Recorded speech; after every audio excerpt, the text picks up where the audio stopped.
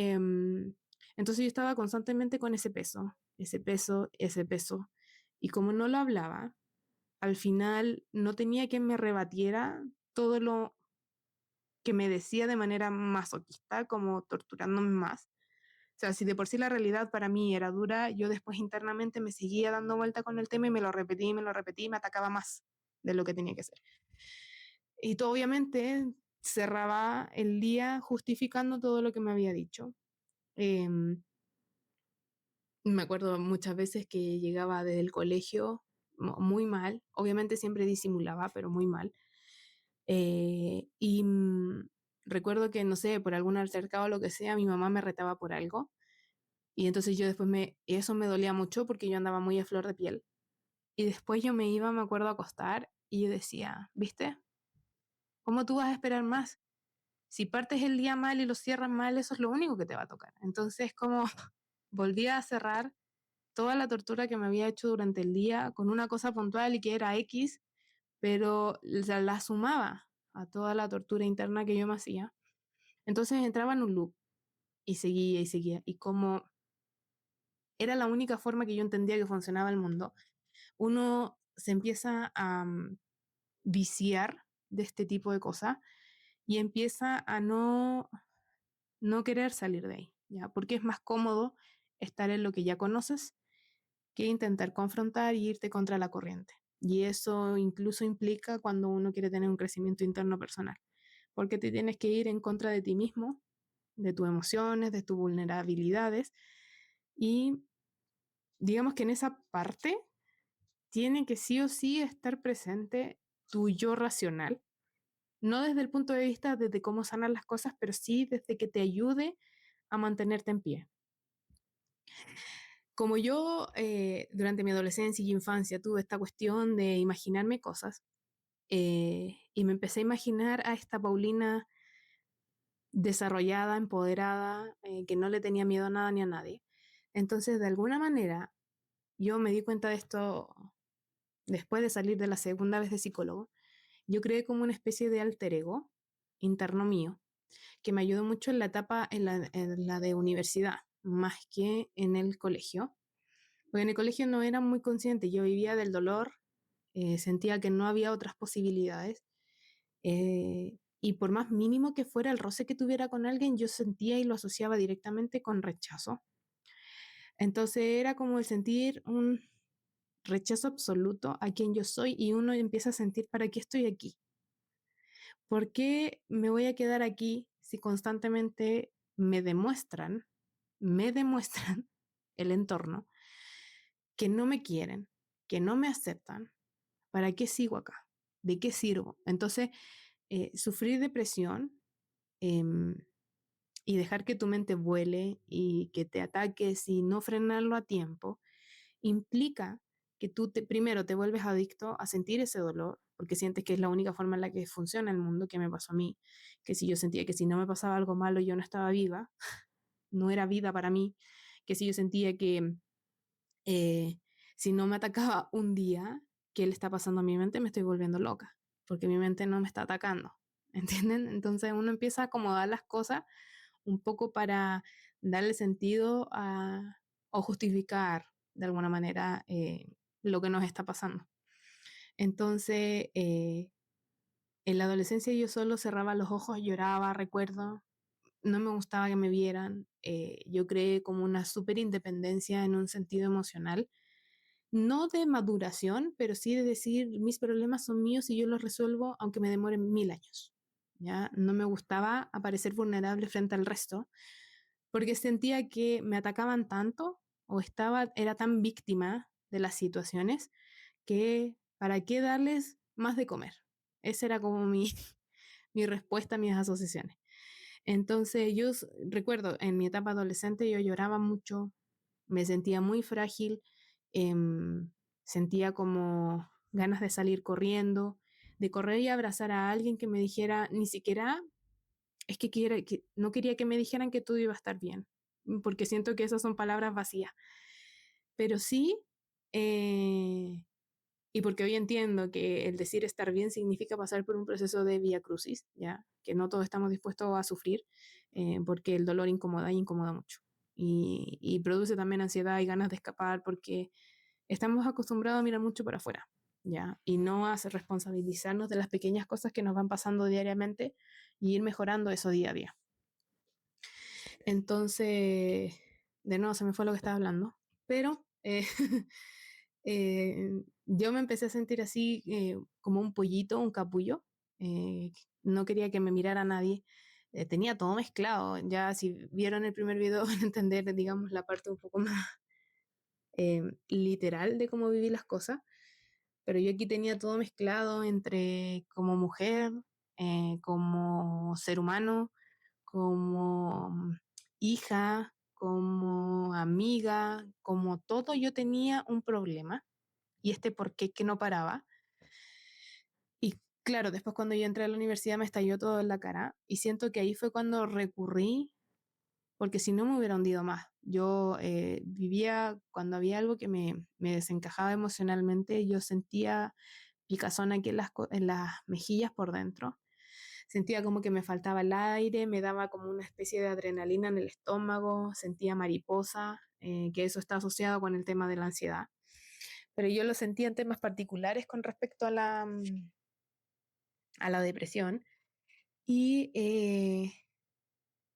además que siempre como que yo siempre me preguntaba en qué tanto más bajo puedo caer después de todo lo que ya he sufrido, ¿no?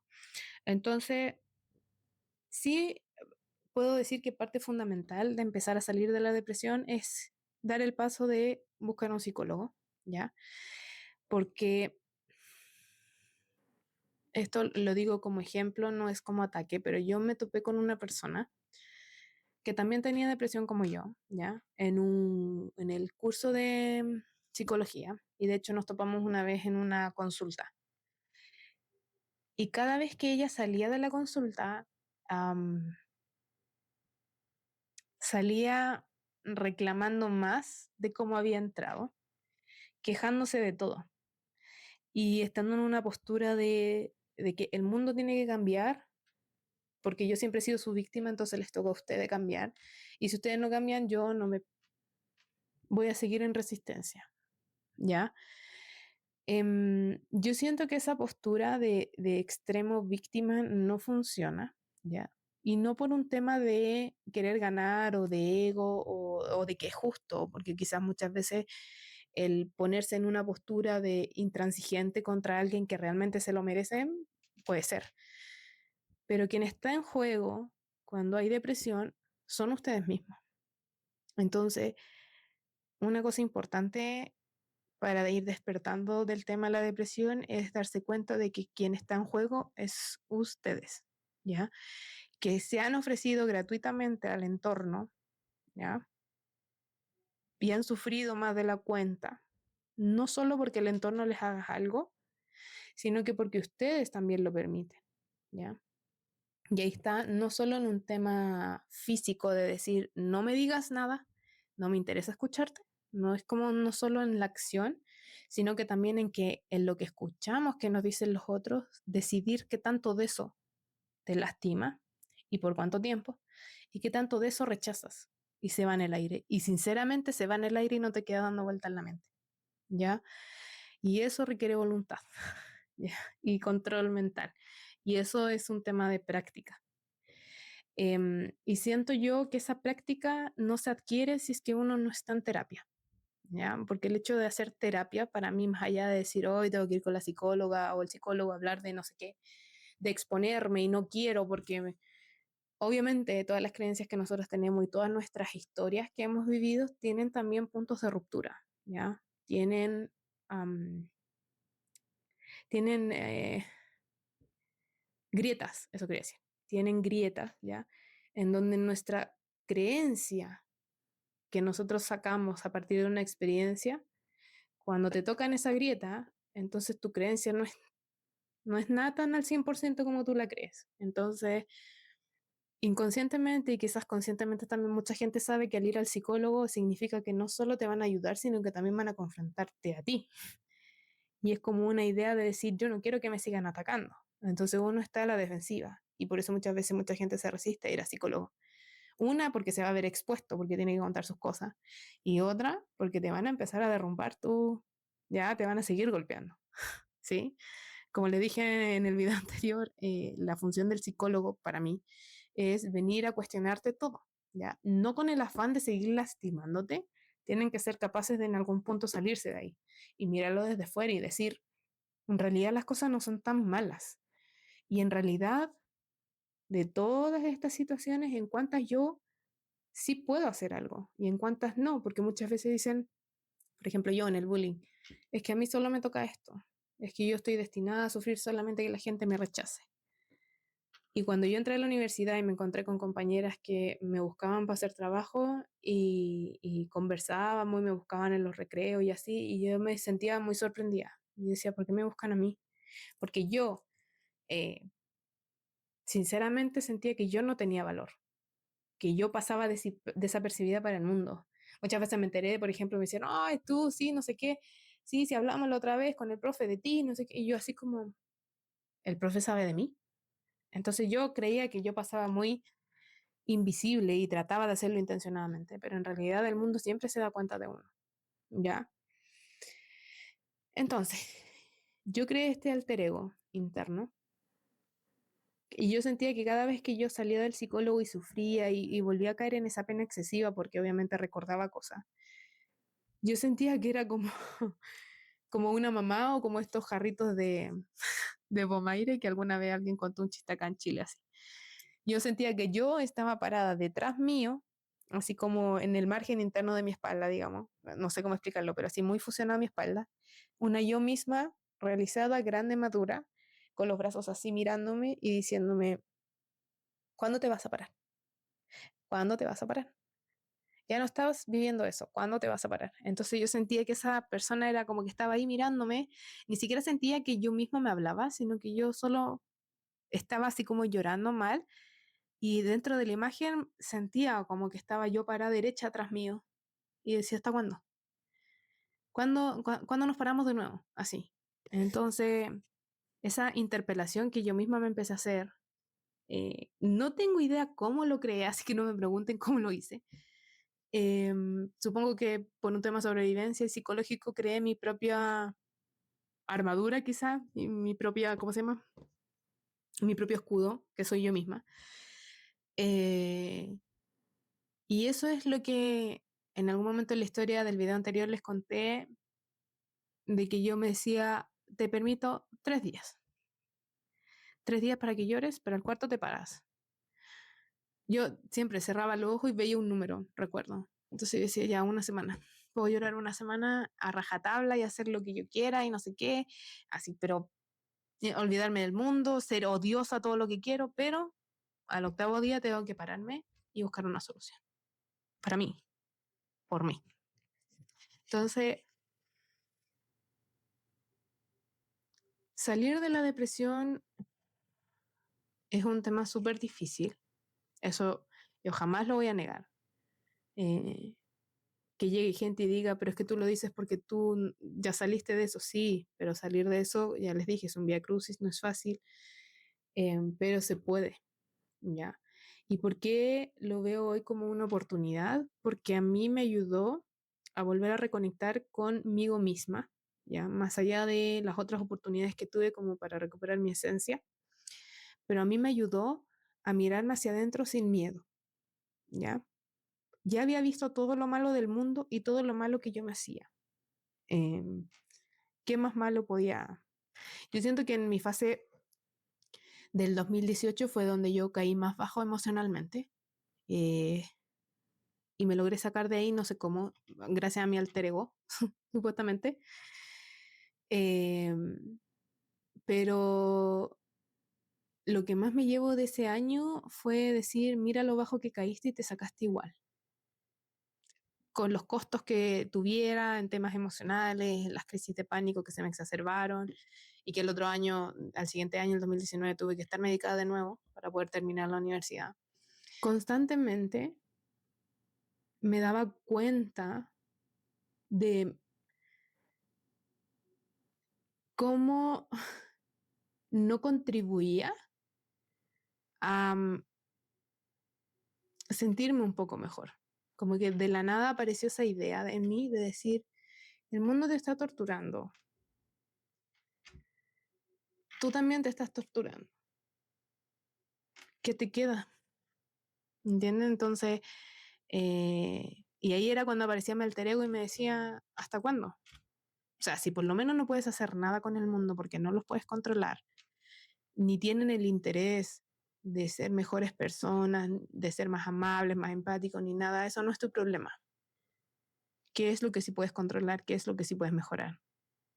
A mí misma. Y de ahí agarré. Eh, obviamente que yo tuve puntos álgidos de la depresión, porque no todo es como decir, ya agarro por aquí, me voy derecho. Yo tuve altos y bajos, toda la universidad. Y tuve también ideas de eh, complicadas, ¿ya? Que es lo que terminan algunas personas por depresión. No lo quiero decir porque no sé si YouTube me va a bajar el video.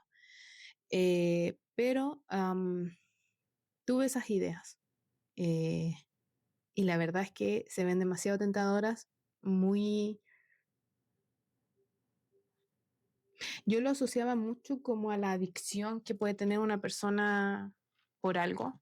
Um, como es tan tentador y tú dices, va a ser tan rápido y ya voy a dejar de sentirme así, con el dolor que me siento, um, que es como una forma, es como que te dijeran, mira, te vamos a anestesiar y no vas a sentir nada por un año. Y es como tú, si existiera, imaginando, si existiera esa opción, yo creo que mucha gente la tomaría. Porque sentir cosas es súper incómodo. Porque nos acostumbran que lo normal es no enfrentar el interior, que lo normal es funcionar hacia el exterior, que lo normal es estar dividido, ser uno internamente y ser otro externamente.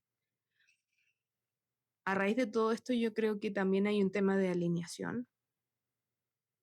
Eh, nosotros crecemos fracturados, crecemos fragmentados eh, y desalineados y con una presión tal que no te deja espacio como a poder experimentar un poco lo que tú quieres hacer, como para saber si es que realmente quieres seguir la línea de tu autenticidad o realmente te quieres meter al grupito, ¿no?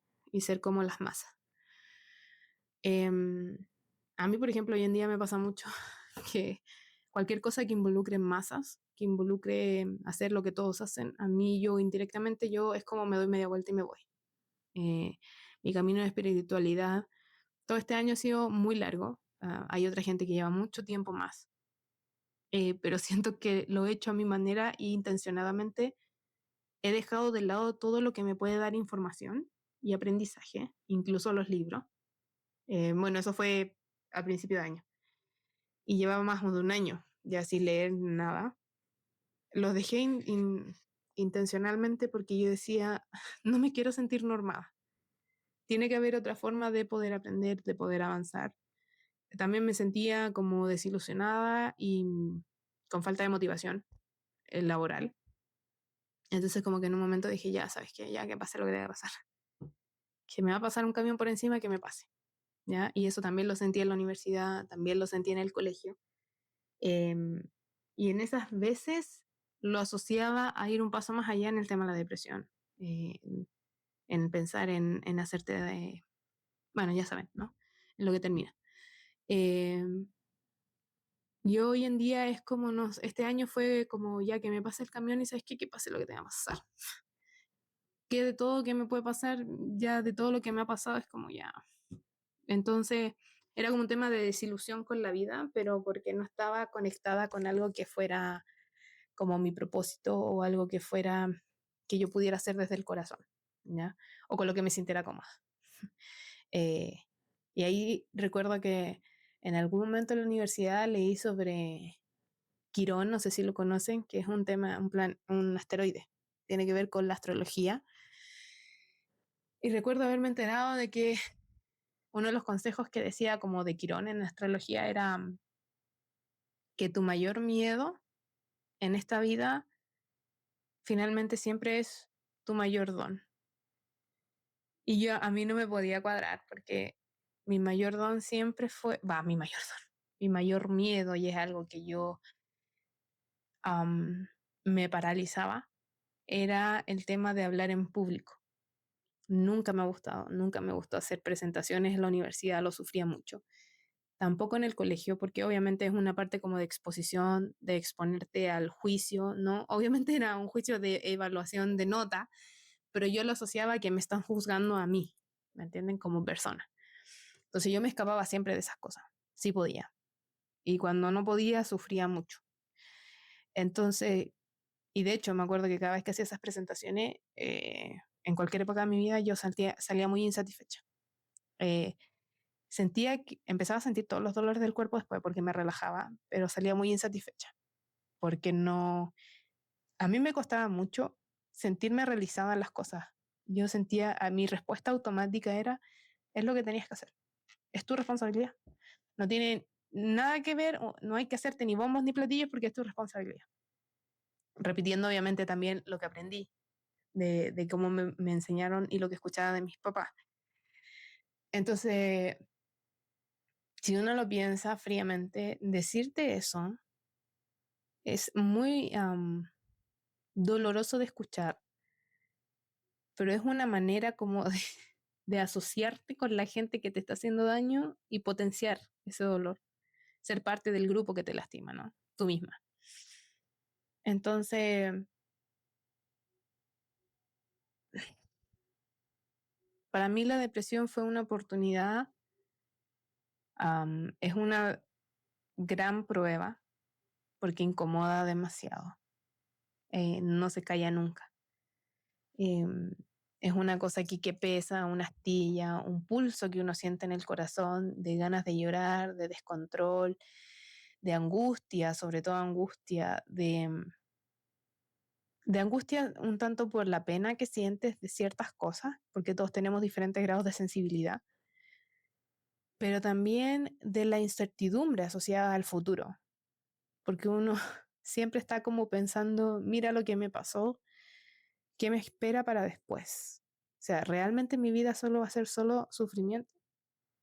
Y solo el hecho de pensar algo así, um, uno automáticamente se castra, ¿no? Se quita las posibilidades, dan ganas de no moverse, de no salir de la cama, porque ¿para qué si otra vez me va a pasar algo, otra vez me van a decir algo? Y cada día que pasa en la depresión es un día más en el que estás más débil que el día anterior.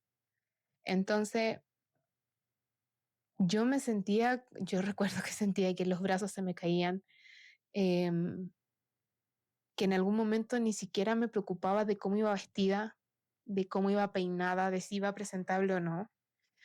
Para mí todas las cosas eran un trámite y no quería mirar a nadie a la cara, no quería hacer contacto visual, no quería hacer contacto emocional, no quería que me preguntaran qué me pasaba, a pesar de que tenía muchas ganas de hablar y de vaciarme, no quería que me preguntaran nada.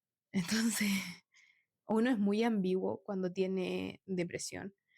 Y lo que más recuerdo es el tema de la angustia asociada a eso. Porque una cosa es sentir pena, ganas de llorar, nostalgia incluso por algunos momentos en los que sí sentiste mucha felicidad y uno dice como ojalá la vida fuera siempre así.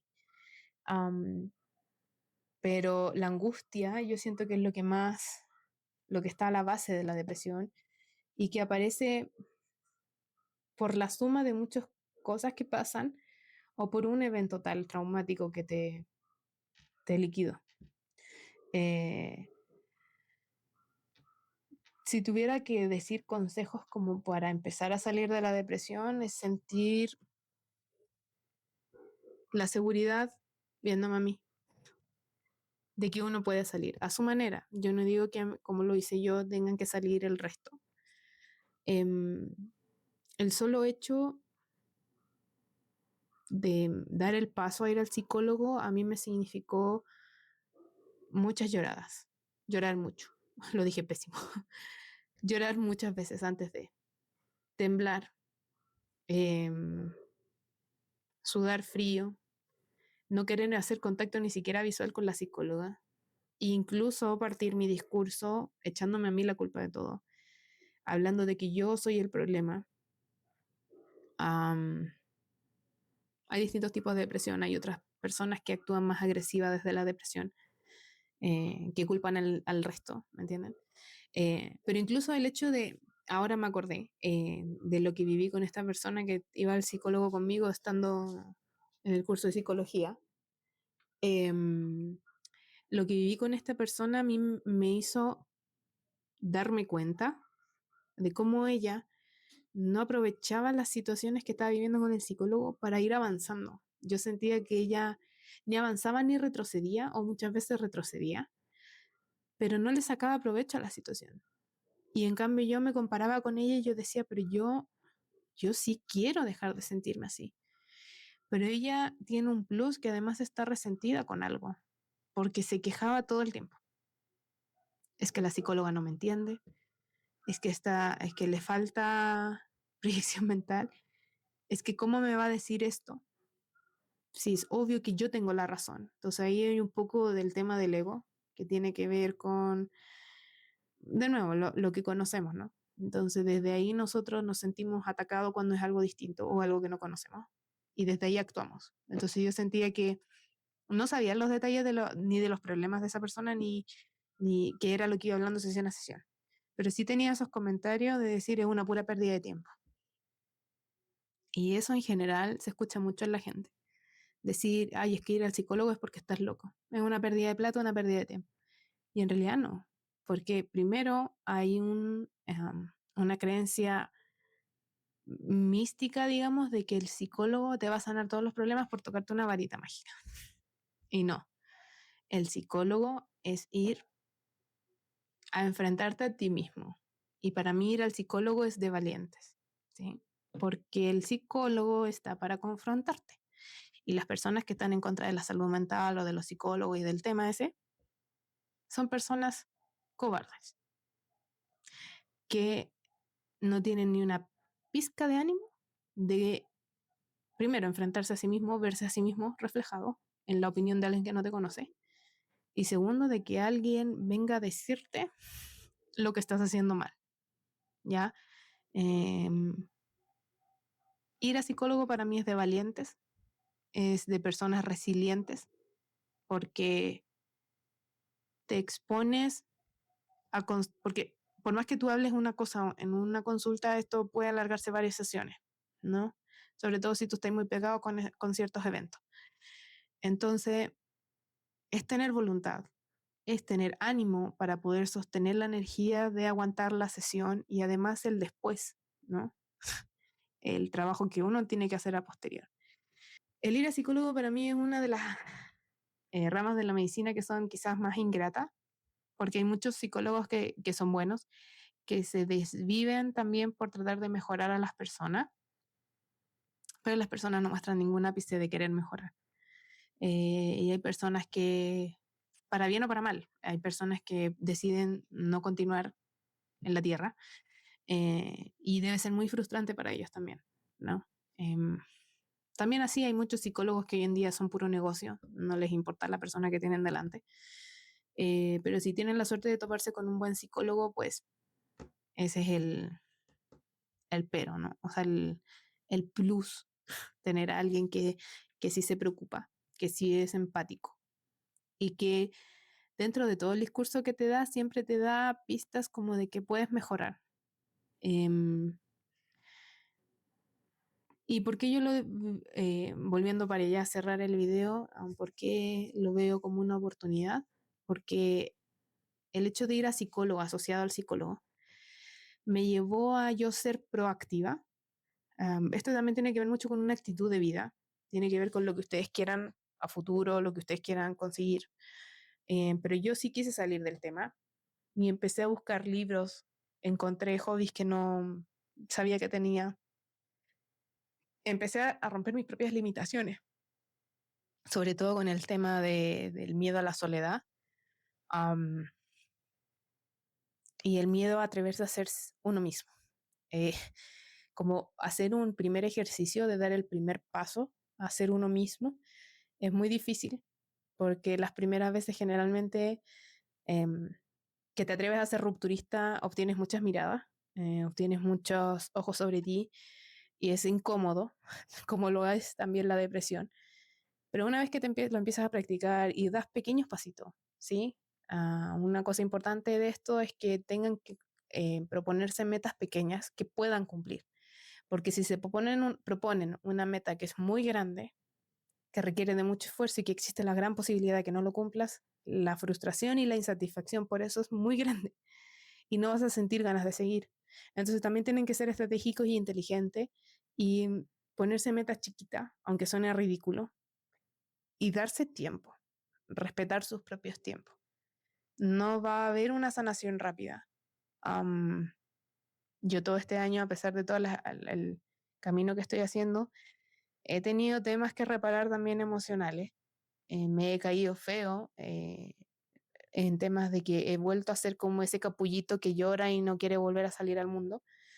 Y como les digo, al siguiente día despierto como con un borrón de mente y mucho más fuerte que el día anterior, ¿ya? Em, entonces ahí me doy cuenta que son procesos como que me los ponen de nuevo delante para yo actuar distinto. Actúo distinto, pero también me desmorono en mi interna. Ya no caigo en el juego de que porque a mí, pero porque me pasó esto, no, sino que es decir, como no entiendo. No entiendo por qué me sigue pasando, no entiendo qué demonio estoy haciendo mal, estoy actuando de manera distinta, pero aún así me sigue pasando, entonces como que me cuestiono esas cosas. Am, pero al día siguiente es como día nuevo, vida nueva o 2 días después. Es mucho más rápido y tengo estos borrones que no sé cómo explicar, pero tengo estos borrones de memoria. Em, sobre todo, yo creo que ya, para que me entiendan, la depresión es de ustedes. Em, suena horrible, pero quienes están sintiendo las cosas son ustedes.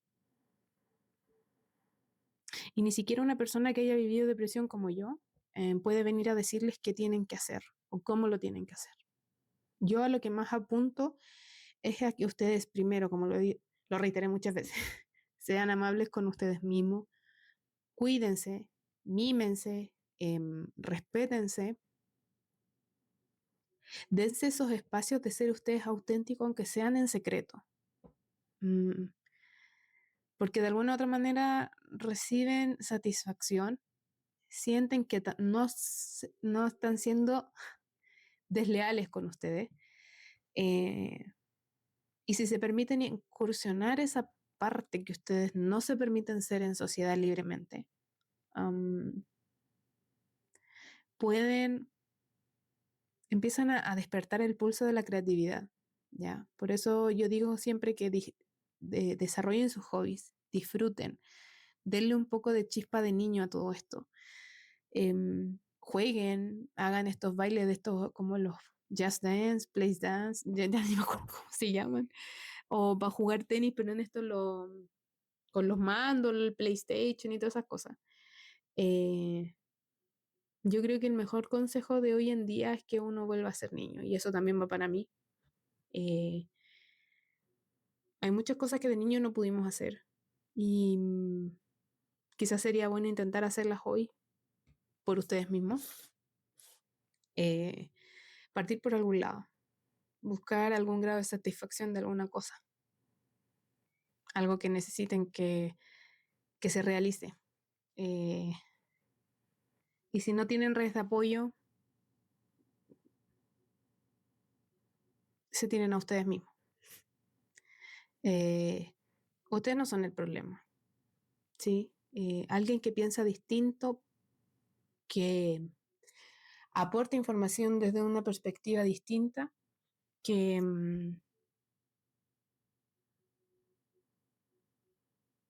que es rupturista, pero que a la vez contribuye al crecimiento, para mí son personas que dan riqueza a la sociedad, eh, enriquecen el entorno y ayudan a otras personas a atreverse a hacer o lo mismo o a seguir su propio camino. Las presiones que hay por ser como dicen los demás, hoy en día siento que son muy fuertes, sobre todo en el tema de redes sociales. Cada persona que intenta salirse de lo convencional es atacada por redes sociales y termina costando mucho exponerse, ¿no? Exponerse para mí no está mal, tampoco estar en el anonimato, eso depende de cada persona. Em, pero siento yo que siempre que sean leales a lo que ustedes quieren hacer, lo hagan con respeto y respetándose a ustedes y respetando al resto, eh, no veo por qué no pudiesen convivir distintas realidades o distintas formas de ver la vida, distintas formas de llevar a cabo tu vida. Eh, yo he conocido muchas personas que han hecho su carrera a punta de esfuerzo por experiencia más que por estudiar y tener un cartón. Y muchas otras personas que sacan el cartón y no tienen experiencia y se creen mucho más que los sin cartón. Y en términos de problemas, eh, tienen la practicidad los que tienen la experiencia. Y yo siento que de eso me di cuenta muy rápido en la universidad. Y yo siempre me quise ir por el lado de la experiencia, no por la norma. Eh, y siento que eso aplica en general para toda la vida. En términos específicos de la depresión, no les aconsejo no seguir la norma en términos de tener terapia, a alguien con quien hablar sobre el tema, pero sí no seguir la norma respecto a cómo desarrollar o despertar tu autenticidad, cómo desarrollar tu creatividad. Eh, lamentablemente, más allá de que hoy los tiempos han cambiado, aún hay carreras, por ejemplo, de música, de arte, que no son bien pagadas, sobre todo acá en Chile, pero eso no implica que no puedas desarrollar esa parte igual. Y siempre teniendo en mente que en algún momento esto se va a disparar y podrías eventualmente dejar el trabajo que te sustenta ahora, por ejemplo. Eh, eso, eso les quería hablar. En el siguiente video les voy a hablar sobre lo del bullying y quizás al final después haga el de espiritualidad. Es que como en ese, todavía estoy en ese camino, puede que saque esté teniendo conclusiones que igual no son erróneas o completas. Así que quiero vivir el proceso tal cual, quizás lo haga el otro año, ¿ya? De nuevo, cualquier cosa que quieran discutir, conversar, recuerden que esto solamente es como material de apoyo, de compartir experiencias. Yo no estoy diciendo que hagan las cosas a mi manera, ni tampoco suplo temas médicos, ni tampoco diagnostico. Ya yo estoy solamente agarrándome de mis experiencias para usarlas de ejemplo y para que podamos ahondar un poquito más. Así que si quedaron con alguna duda sobre lo que dije, alguna cosa que haya dicho, me dicen y ahí lo desarrollamos. Nos vemos en la próxima.